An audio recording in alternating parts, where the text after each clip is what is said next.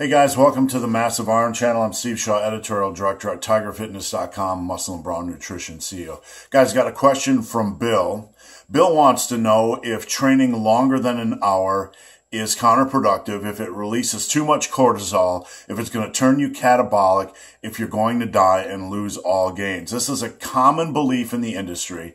It's propagated over and over again. I'm going to talk about it. It's been a while since I talked about this subject.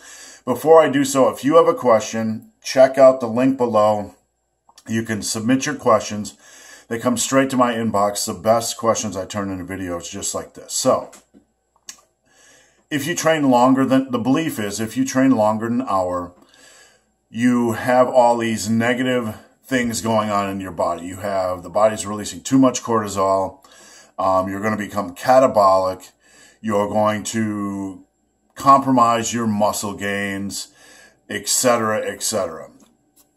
Here's what I have to say. I've never trained, I rarely ever train less than an hour. I've been at this for 31 years. I think what you need to understand is that there's more variables in training than just this one variable. Don't worry about how long you're in the gym. I'm not trying to tell you to live in the stinking gym. Quite the opposite. I'd rather see you have a life and have something else outside of the gym than just to live in the gym. With that said, I am here in Ohio at Tiger Fitness, and I have a gym at my work. My family's not here. My girlfriend's not here. My girlfriend's in Canada.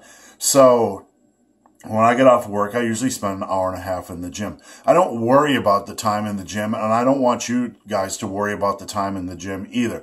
The important thing when you go into the gym is that you worry about the pillars that create success. What exercises you're using. You want to focus on, first and foremost, on the big compound movements.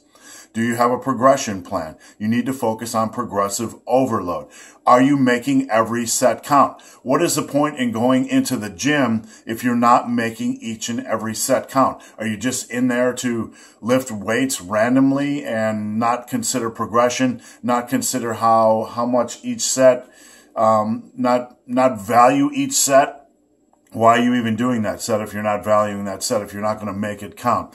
So the point here is that you need to focus on what you're doing in the gym, not how long you're doing in the gym. You can take 10 different guys, you can take 100 different guys or girls in the gym, and they can work out to different degrees of intensity. Some guys will go in like me, the big hairy ugly dude, and start off with compound movements and move on to accessory work and make every stinking set count. Focus on progressive overload. And then you'll have the average gym bro who's not making any progress at all, who is just kind of randomly doing, front raises with the same weight for the last 10 years. The intensity levels are different. So the point I'm trying to make here is that generic statements or broad statements about cortisol and being catabolic and losing gains, they don't take into consideration, first and foremost, they don't take into consideration the wide range of training intensity that 100 different people can train 100 different ways. So what this means for you is that when you go into the gym, don't worry about generic statements like this. Don't worry about generic rules like don't train longer than an hour. What you need to do is just worry about how you are working out. Do I have good exercises? Am I trying to make every workout count? Am I trying to make every set count? Am I pushing for progressive overload? All that, if you do this, it's not going to matter if you work out 61 minutes. It's not going to work out if you matter 70 minutes. It's not going to matter if you work out 75 minutes or even 90 minutes, because you are doing what it takes to stimulate growth in the body, to stimulate strength increases in the body, and the body will respond. This stuff on cortisol and catabolism, muscle catabolism, is way overblown. I want you to ignore it. I want you just to take it, dump it in the garbage, and never think about it again. You need to keep your focus on what's important. There's so much crap out here in this industry, and I'm not dismissing science, but what I'm saying, there's so many other variables in training that are important. You need to focus on what's important. If you do that, the body is not some little fragile flower. When you get to 61 minutes, all of a sudden all gains are lost. You're not going to build muscle. You're going to get weaker, etc. That is complete and utter bullcrap. Focus on what is important. The body will respond. I guarantee it. Don't worry about catabolism. Don't worry about cortisol. The only caveat here is if you're some guy that wants to go into the gym six days a week and train for 3 hours. If you did that and you did tons and tons and tons of volume, then it might wear you down and you might lose gains. Might. But I think if you still eat enough, you'd probably still make gains if you could survive a program like this.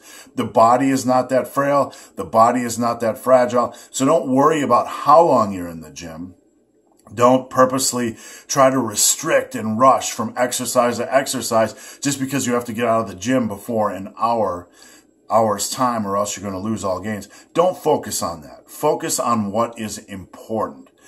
Good exercise selection, progressive overload, making every set and every workout count. If you do that, you'll never have to look at the stinking watch, I guarantee it, because the body will respond, you will make gains, you will look amazing, you'll get strong as well. Guys, I hope this video has been of some help. If you have any questions or comments, again, check out the link below. If you've made it this far in this video and have yet to subscribe to my channel, please do. I'd appreciate the support. So guys, as always, thanks for watching. Have a great day.